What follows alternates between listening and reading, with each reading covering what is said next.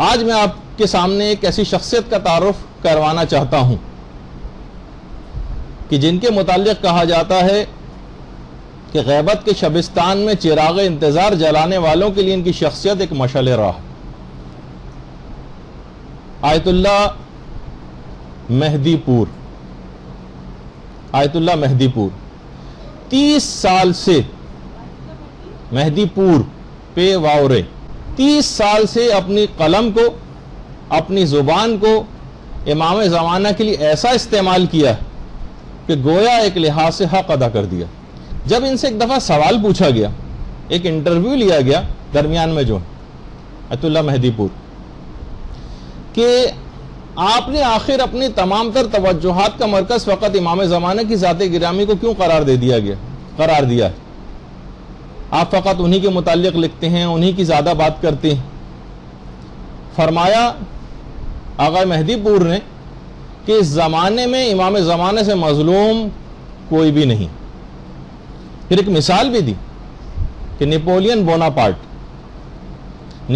Bonaparte اگر دیکھا جائے تو لاکھوں جرائم اس کے ہیں, نہ یہ کوئی ماڈل ہے, نہ یہ کوئی نمونہ ہے, نہ اس کی کوئی سیرت ہے, نہ اس کا کوئی کردار ہے اگر دیکھا جائے, اور نہ جانے کتنی سینکڑوں اور ہزاروں کتابیں نیپولین بوناپارٹ کی سیرت پہ لکھی جا چکی. لیکن یہ حجت خدا آدم سے لے کر خاتم تک جو تمام انبیاء کا ایک تنہا وارث, اس پر جتنی بھی کتابیں اب تک شائع ہوئی ہیں یا غیر مطبوعہ ہیں, پبلشڈ اور ان پبلشڈ, ان سب کتابوں کو بھی اگر جمع کیا جائے تو ان کی تعداد 3000 سے زیادہ نہیں.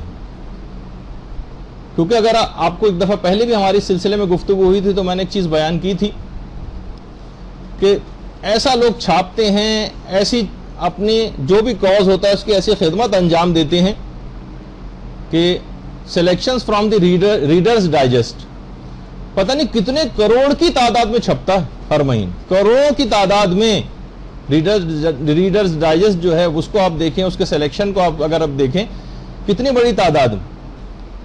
تو کتنے امام زمانہ مظلوم ہیں کہ آدم سے لے کر خاتم تک کے 1,24,000 انبیاء کے تنہا وارث, اور اتنا کم لوگ ان کی طرف متوجہ. انہوں نے کہا ایک وجہ اور بھی, میں نے کیوں یہ کام شروع کیا امام زمانہ کے متعلق, کہہ رہے ہیں آج سے تقریباً 20 سال پہلے میں نے خواب دیکھا تھا.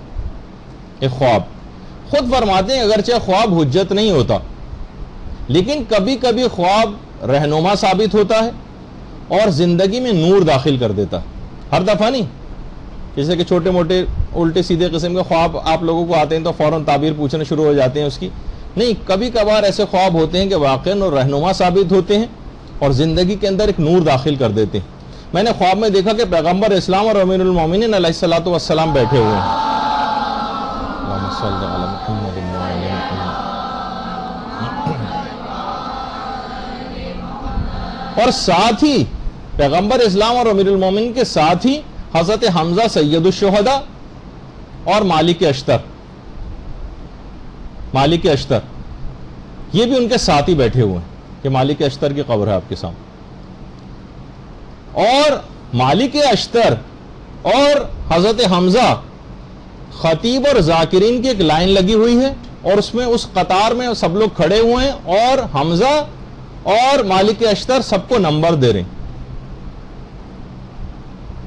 کہہ رہے میں مطمئن تھا, میں بھی قطار میں لگا ہوا تھا. اس زمانے میں جوان تھا اور خوب مطالعہ بھی کرتا تھا.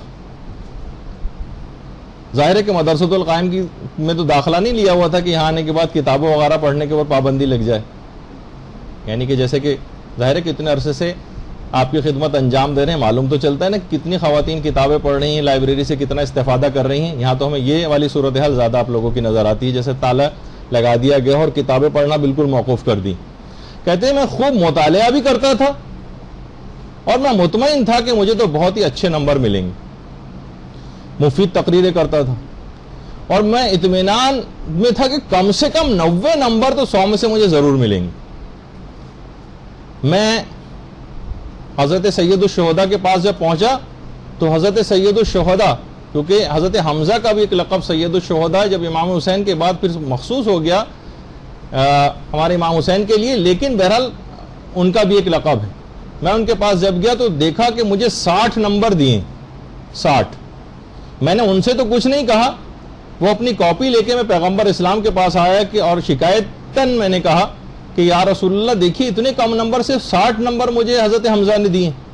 پیغمبر نے کہا کہ جاؤ میرے چچا حمزہ ہی سے جا کر دریافت کرو کہ ایسا کیوں کیا ہے۔ میں دوبارہ حضرت حمزہ کے پاس آیا، کہا کہ اتنے کم نمبر؟ فرمایا تم ہر حوالے سے تقریر تو بہت اچھی کرتے ہو، البتہ ایک چیز کی کمی ہے، تم اپنے زمانے کے امام کے متعلق بہت کم گفتگو کرتے ہو۔ اچھا، کہہ رہے ہیں کہ بس اس کے بعد کہا کہ میں اس کے بعد خواب سے بیدار ہوا اور اس کے بعد میں نے عہد کر لیا کہ اپنی تقریر کا تیسرا حصہ امام زمانہ علیہ السلام کی ذات گرامی کے لیے مخصوص کر دوں۔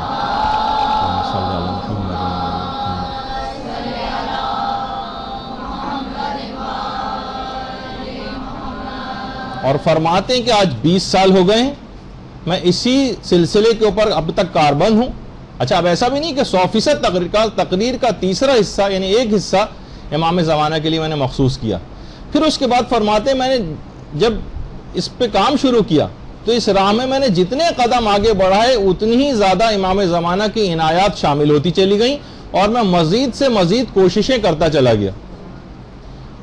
تو اچھا، خود آغا مہدی پور اب ماشاءاللہ بھی حیات ہیں، جو بھی کوئی جائے ان سے جا کر مل بھی سکتا ہے، اتنے سادہ زندگی گزارتے ہیں کہ ہمارے بہت سے دوست جو قوم میں رہتے ہیں کبھی کبھار کسی درس کا انعقاد کرتے ہیں اور امام زمانہ کے سلسلے میں مہدی پور کو بلاتے ہیں تو کبھی گاڑی وغیرہ بھیجنے کا کوئی تکلف نہیں ہوتا، خود بس میں بیٹھتے ہیں، بس میں بیٹھ کر آتے ہیں اور ناراض ہوتے ہیں کہ اس تکلف کی ضرورت کیا، جب میرے گھر کے سامنے سے بس آتی ہے میں کہیں بھی بس میں بیٹھ کے کہیں پہ بھی جا سکتا ہوں، تو کیا ضرورت ہے ان تکلفات میں پڑھنے کی۔ انتہائی سادہ ترین زندگی گزارتے ہیں۔ خود آغا مہدی پور فرماتے ہیں کہ گرچہ میرے والد عالم دین نہیں تھے لیکن ہمارا خاندان ایک متدین خاندان تھا۔ دیکھیے، خاندان کو دیندار بنانا بھی ایک اہم چیز ہوتی، گھر میں جب ماحول اس قسم کا ہوتا ہے تب اس قسم کے لوگ جا کر آپ کو معاشرے کے اندر نظر آتے ہیں۔ کہنے 7 سال کی عمر سے البتہ میرے گھر والوں نے مجھے مدرسے میں داخلہ دلوا دیا تھا، یعنی کم عمری سے مدرسے میں جو جانا شروع کرتا ہے وہی اتنے بڑے کارناموں کے اوپر فائز ہوتا آپ کو نظر آئے گا، اتنے بڑے کارنامے کرتا نظر آئے گا۔ تو کہہ رہے اس کے بعد خیر پھر میں بڑا ہوتا گیا، یہاں تک کہ جب حضرت آیت اللہ محسن الحکیم، آیت اللہ محسن الحکیم ہے آپ کے سامنے، یہ جب ان کی وفات ہوئی، جس وقت آیت اللہ محسن الحکیم کی وفات ہوئی ہے تو پورا گویا ایک حکومت اور حکمرانی تھی عالم تشیع پر آیت اللہ محسن الحکیم۔ تو کہہ رہے ہیں اسی زمانے میں ہم نے تبریز میں ایک مجلس ترہیم رکھی آیت اللہ محسن الحکیم کے لیے، وہاں پر مجھے خطاب کا موقع دیا گیا۔ تو کہہ رہے ہیں وہ حدیث جو پیغمبر اسلام سے بھی ہے، چوتھے امام سے بھی ہے، چھٹے امام سے بھی ہے اور خود امام زمانہ علیہ السلام سے بھی، اللہم صلی علی محمد و علی محمد،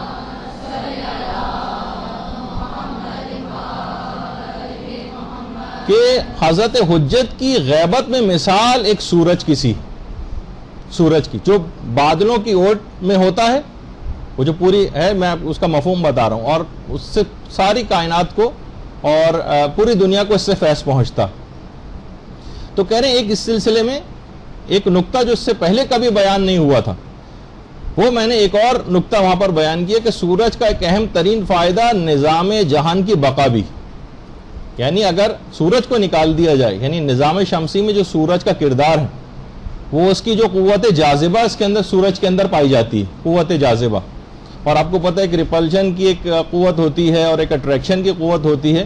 تو کہہ رہے ہیں ان کا آپس میں جو تعادل ایک دوسرے کو جو نیوٹرلائز کرتے ہیں اور اپنے اپنے مداروں کے اندر رہتے ہیں، یہ سورج کا ایک بہت بڑا اس سلسلے میں کام ہے۔ تو کہا کہ میں نے اس پہ پورا ایک مقالہ لکھا اور اس کے بعد اس مقالے کو میں نے آیت اللہ ناصر مکارم شیرازی کو دکھایا، جو الٹے ہاتھ پہ آپ کو نظر آ رہے ہیں، آیت اللہ ناصر مکارم شیرازی۔ انہوں نے اس مقالے کو بہت زیادہ پسند کیا اور مجھے چھپوانے کی تاکید کی۔ کہتے ہیں کہ البتہ یہ جو سورج بادلوں کی اوٹ میں جو فائدہ پہنچاتا ہے دنیا کو، اگرچہ علامہ مجلسی نے اس حدیث میں جو تشبیہ بیان کی ہے اس میں 8 وجوہات ذکر کی ہیں کہ یہ تشبیہ کیوں بیان ہوئی۔ میں نے جو کام کیا تھا وہ 9ویں وجہ بنتی تھی، یہ میرا پہلا کام تھا جو 32 سال پہلے میں نے کیا تھا۔ کہنے اس کے بعد بس ایک توفیقات کا ایک دروازہ کھل گیا اور امام زمانہ پر مختلف موضوعات کے دروازے کھلتے چلے گئے اور میں کام کرتا چلا گیا. اس کے بعد میں نے کتاب لکھی وہ آئیں گے، ایک کتاب میں نے لکھی اور جو اب تک 10 بار چھپ چکی، 10 بار چھپ چکی. اس کے بعد میں نے یوم الخلاص کا ترجمے کا کام شروع کیا. 2 جلدیں ہیں یوم الخلاص کی اور شیخ کامل سلیمان کی، اور 1300 سے زیادہ صفحات ہیں، اور اس میں 18,500 احادیث پر میں نے اعراب لگوائے. 18,500. اور آپ نے دیکھا ہوگا کہ ہر کتاب کے شروع میں ایک انڈیکس ہوتا ہے. میں نے 18 قسم کی فہرستیں تیار کی اس کے لیے، اس میں لگوائیں، کیونکہ کام اس سے پہلے کبھی بھی نہیں ہوا تھا جس سے یہ کتاب انتہائی مفید ہو گئی. کوئی شخص چند منٹ میں ہی اپنا موضوع اس میں تلاش کر سکتا ہے ان فہرستوں کو دیکھنے کے نتیجے میں. کہہ رہے ہیں اس کے بعد پھر میں نے کتاب یوسف زہرا بھی لکھی، یوسف زہرا، اور امام پر جو 40 احادیث تھیں جس میں 40 کتابوں اور 40 مصنفین کا تعارف کروایا گیا تھا، وہ میں نے لکھی. جس میں 40 احادیث ذکر ہوئی ہیں، اس کی تمہید میں جو لفظ اور کلمہ ہے 40، اس کی 40 احادیث سے میں نے تشریح کی جس میں 40 کا لفظ ذکر ہوا. اور ان تمام کاموں کے سلسلے میں نے یورپ کا دورہ کیا، ترکی کا دورہ کیا، اور استنبول کا جو کتب خانہ سلمانیہ ہے اس میں 4 لاکھ قلمی نسخے ہیں، جس سے زیادہ، یعنی پرنٹڈ بھی نہیں، ہاتھ سے لکھے ہوئے. وہ میں نے ان سب کو چیک کیا، امام زمانہ کے سلسلے میں احادیث نکالی، اور اس کام میں مجھے 20 سال لگ گئے. 20 سال کتب خانہ سلمانیہ میں 4 لاکھ قلمی نسخوں کو چھان چھان کے 20 سال وہاں پہ انہوں نے گزارے. اور یہ بھی آغا مہدی پور فرماتے ہیں بہت اہم بات کہ دیکھیے ایک طبعی بات ہے کہ کوئی بھی امام زمانہ کے حوالے سے جب بھی کوئی خدمت انجام دیتا ہے یا کوئی بھی مخلصانہ کام کرتا ہے تو ان کی خوشنودی اس شخص کے اوپر اور ایک خصوصی توجہ اور عنایت امام زمانہ کی اس شخص پر ہونے لگتی. اللہم صلی علی محمد وعلی محمد.